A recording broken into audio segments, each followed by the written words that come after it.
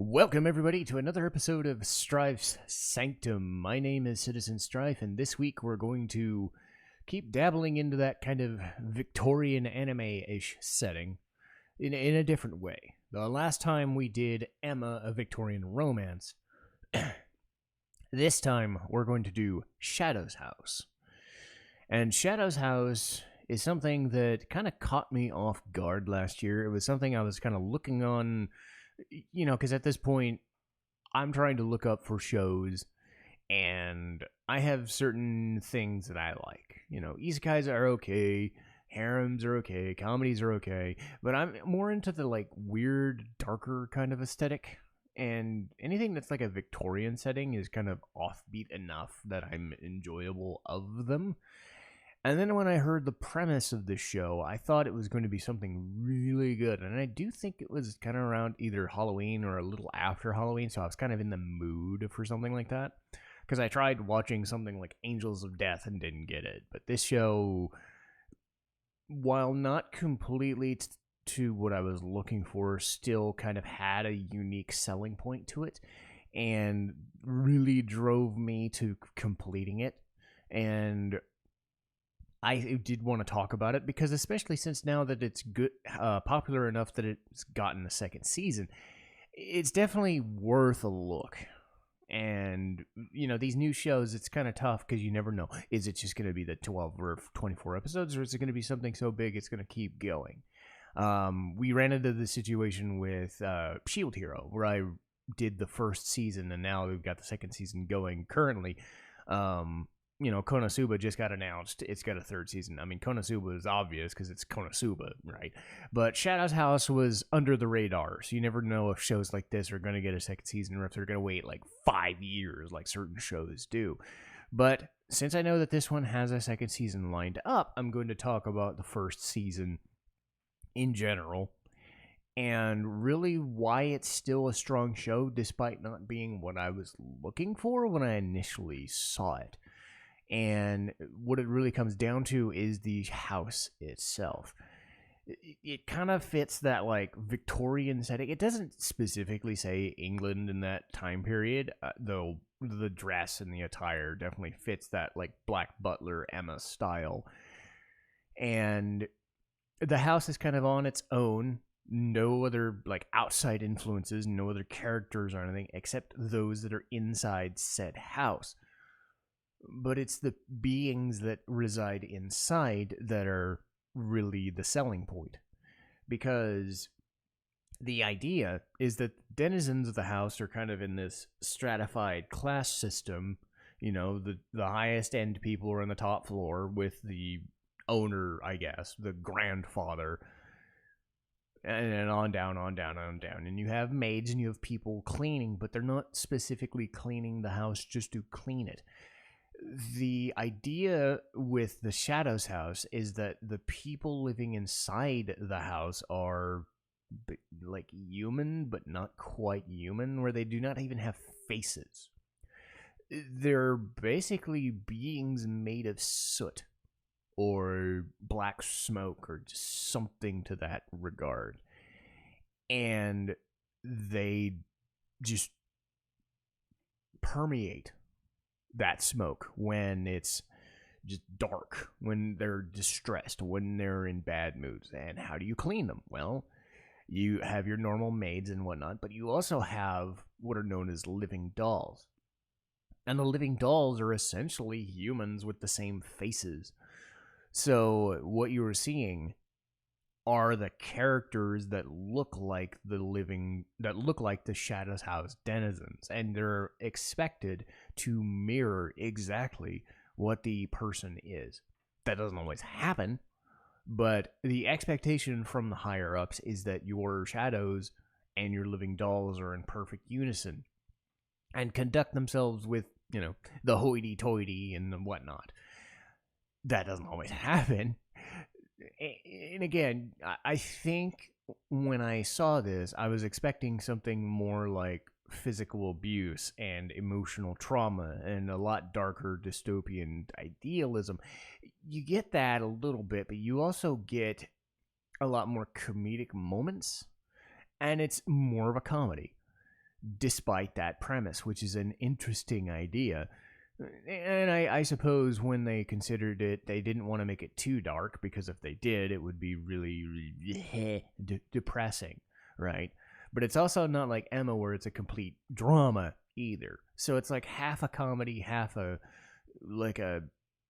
exploration of the human psyche, kind of through these characters that are not quite realistic, because neither of them are human by the normal idea, because your living dolls are meant to be subservient to the mirrors, who are, just basically just living in this house, brainwashed, so to speak. So it's kind of divided in the initial setup of the show, and then the second half of the season is this thing known as the debut. So you have your characters, and I'm only going to talk about 2 or 3. I'm not going to talk about all of them, but the main characters are Emilico and Mistress Kate. So Emilico is Mistress Kate's living doll. She wakes up, she doesn't know what's going on, and she is just this super bubbly personality, that sort of thing. And very resourceful for somebody who doesn't really know a whole lot, doesn't understand a whole lot, but she is that viewpoint character of this weird Shadows House thing. You have the other characters, living dolls, and people telling her, go here, don't do this, don't do that sort of stuff. There are phantoms in the world. The idea is that if you have too much soot collected, they become these antagonistic beings known as phantoms. And they're shown off, again, I don't think they're shown off as malevolent as they could have been. So bear that in mind. That is my main criticism, as I'll get to. But Emilico has to understand that she is subservient to this lesser noble, let's say, Mistress Kate. And the concept of, Emilico is kind of her own person doing her own thing and trying to help her own mirror, but at the same time, Kate, who is kind of like reserved and less outgoing and is just kind of like sitting there, not like completely face palming it, but you can know she's frustrated. So there's a good, unique relationship there, and every character alongside them, their mirrors and their shadows, the living dolls have their own kind of like have and have beliefs. But other characters are like super bubbly, super posh, super prideful, super dickish, or just even more reserved and just don't even do anything. And you get a good sense of them trying to exist alongside Emilico and Kate's, because they're all kind of competing. The main idea of this show is the people above them are going to grade them. And if certain people make certain mistakes, then those characters leave the house. It's left to their own devices. It's implied that they die, and I do believe they do, or they are left to be destroyed. Kind of that idea. So there is some unhinged weirdness going on. It is mostly still played for laughs, though. But the debut is held together by this person known as Edward, this really posh guy who's just doesn't want to be there, but knows that he can kind of use it to his advantage, because he's like a lesser, he's above them, but he's not like higher end, super posh level in the house. So he thinks his plan is, let me fuck over these 5 candidates in this thing, and then I'll show that none of them deserve to be here, and then they will look at me like I'm better than you, because that's his whole point. So he's the antagonist of the piece. And again, I'm sure there are higher end antagonists later, like the grandfather or the other people in the adult wing. But those 5, including Emilico and Mistress Kate, those 5 pairs are cordoned off into this debut. So the second half of the show, it runs quite long, but I do appreciate the effort that they took to make this debut as big a deal as it is, because you're always graded on things. So the first part of this debut is kind of like an interview. It's like, how do you process being around other people? How do you Do you dance? Do you play a piano? Do you just sit and sip tea? Do you do whatever? There's also a mechanic where the tea is like this brainwashing agent. So certain people use it, some people don't. So who drinks it, who doesn't, and who finds out why they don't want to drink it? So you become absolutely subservient or you kind of avoid it, so there is still some niggling weirdness at play. The second part of the debut, the one that takes the most time, is this maze. It's like a garden hedge maze kind of thing. The characters are allowed one piece of equipment, and their job is to find their master and bring them back within an allotted time limit before they succumb to soot, or they either, I don't think they would perish, but whatever, but it is definitely frowned upon to fail. So you do have to survive it. And this is where Emilico really gets the goat. And it's not like she's the best one. There's another character named Lou who is like quiet and just does her thing and is great because she's just great, at it. Emilico is kind of like that. How would I describe it? The well-to-do, stupid person, but she's committed to the cause of her master, so much so that she's more resourceful than you think. That's the best way I would describe it, because she does things that don't make sense. They make sense to her, but nobody else, and it looks weird, but then she ends up getting results. So you end up realizing that Emilico's better than you think she is, even though she comes off as kind of a dope. So the beauty of it is that all 5 of these pairs are doing their own thing and doing their stuff in their own way, and they end up not becoming friends. I mean, some of them do, but not really. They know that the antagonist of the piece is Edward, so they have like certain pairs of people being pricks, but they don't have everybody, so they kind of group together and they try to succeed. And in the end, it's revealed that Edward is just using them as pawns and whatnot. And that's where kind of the season ends. But I do think that there's a lot about the aura of this show, the subservient person, the class, the class system in the household. You could do a lot with this house. You can make it a horror story. You can make it a posh piece. You can make it a period piece. You could do a lot of stuff because it's set in this other time period. It's not from us, so it's not like a complete like, oh my god, spooky horror, that sort of jump scare kind of thing. It's not played for a drama. It's kind of all of these things at once. And I do hope, and that's where I'll get into my criticism of it before I get into the positives, is it is a bit too comedic for its own good. And I do think that was intentional. I do think that the show was trying to make Emilico this goofball idiot because they wanted to kind of deaden the dramatic and hefty intensity of this story, because essentially what you're doing is you're making a class-based household with a lot of people stressed out of their minds, and then they create these beings of natural hatred from their annoyance and pestilence and just absolute horror.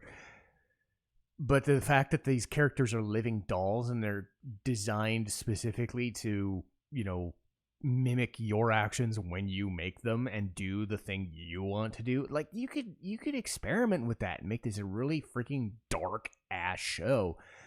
I think that's what I was looking for. I don't think I got it. I still got something I enjoyed, but I do think that if you're looking for a comedy, it still works. I think if you're looking for a darker show, it still works. You just have to go in with the mindset that it's too comedic for its own premise, which is a very interesting premise, but it's also not dark enough,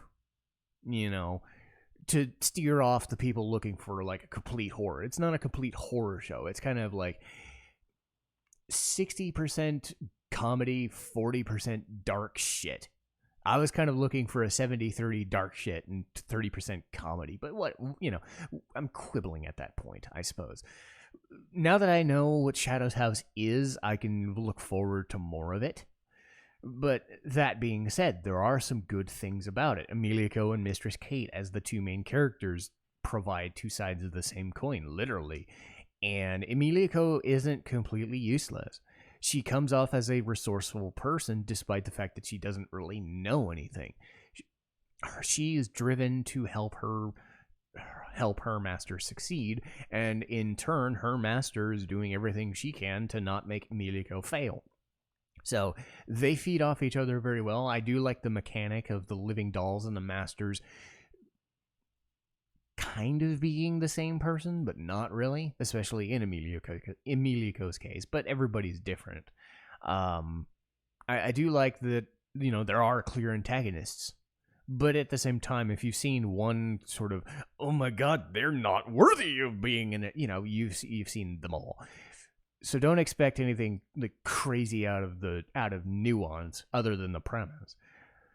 But there are things you can play with. There are cool things, and I think you could probably expand on it. They spend a lot of time in the debut, rather than they build the show in the first few episodes, and they spend like 7 or 8 on the debut itself.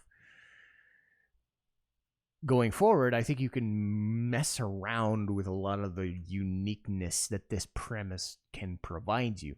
And the living doll and the master mechanics and the other denizens of the house and what the phantoms are, all the other cool stuff. You can make some cool things going on. But I think above all, aside from the premise, is the fact that it is set it's not a high school. Not an isekai. It's set in a Victorian setting, and even for anime, that's still rare enough that I like it, because you do have that medieval setting, but you also have that medieval English-based setting. It's not explicitly like Black Butler or Emma or something like that, but it's still there. I have a fondness for those kinds of settings because they're not the high school setting, because they're not the isekai in the video game and the whatever, and the medieval fantasy setting, because those are the default. This is probably the level 2 or level 3 default setting, other than those, 2. Maybe just Japan in general is the third. But this kind of sits there as a rare enough option that if you're looking for something that out of left field, but still comedic and fun, Shadow's House still provides you something. It might be one of those shows that you have to be kind of in the mood for, because it's not going to appeal to everybody. And as I've said before, I think the balance between being too comedic versus being too dark may steer some people off of it, because it is a comedy, as opposed to being what I was expecting. But I do think that knowing that they're going to keep going with this, there's still so much you could explore with this. And of course, like the ending theme. I said before that the opening theme to Toradora is kind of what got me through the show, despite me sort of liking it, but not really. This was kind of the same thing. The ending is called Nai Nai by Riona, and it's very popular for a reason. It is exactly what I was expecting the show to be. I read the lyrics to it yesterday when I was redoing the primer for the show, and holy crap, if you read the subtitles for that song, it is dark. It is depressing. It is like, oh, that's where all the crazy shit goes. They even had a music video to it. So I would definitely look up the ending theme to Shadow's House. It is really fucking good, and it drives you to keep wanting more of it. I mean, that's a weird thing to say, but a lot of people like watching these for the ending and opening themes, and I will say this much. The ending theme is the best thing about the show. Not saying the show's bad, it's just different. But at the end of the day, it is getting a second season, and it's debuting next month, so I'm not disappointed. I like the fact that there's still some interesting things you can do with a premise, and it's dark enough that the older me can appreciate it, but the younger people can still be like, this is kind of funny, it's kind of stupid, so bear that in mind. But that'll do it for today, and next week we're going to be doing Donkey Kong Country. And Donkey Kong Country, again, is one of those not RPGs, I know, but it's Donkey Kong Country. I mean, what's not to love about Donkey Kong Country? And I still love playing it here and there when I get a chance. DKC is great. The next anime is Tiger and Bunny.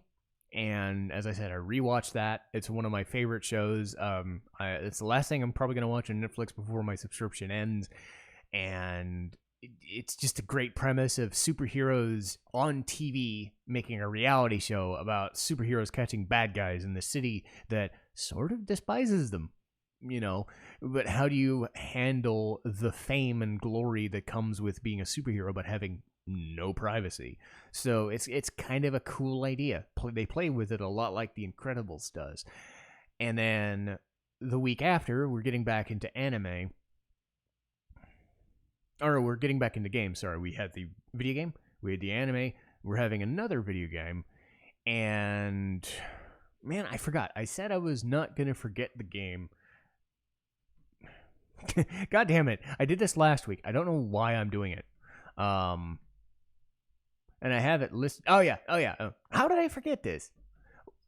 Kirby and the Forgotten Land. How the fuck do I forget that? I didn't have to look it up this time. I remembered it offhand. So this might become a trend. But yes, Kirby and the Forgotten Land. It's a Kirby game. That means it's great. So of course I'm going to talk about it because Kirby's great. And if there's any video game that would make anybody smile of any age, it's Kirby. So I'm glad I played it. I'm glad I've gotten into Kirby. And how the fuck do I forget Kirby and the Forgotten Land? I'm fucking dumb. Anyway, so we've got Donkey Kong Country, Tiger and Bunny, Kirby and the Forgotten Land, and we'll keep going from there. But as always, if you did like this video, like, share, subscribe. We're coming up on the 1-year anniversary of these podcasts, and I'm getting better at them, but I'm still making stupid mistakes like forgetting what I'm doing next. Hey, but I'm having fun, and hopefully you guys are having fun too. But I'll see you guys next time. Citizen Strife, signing off.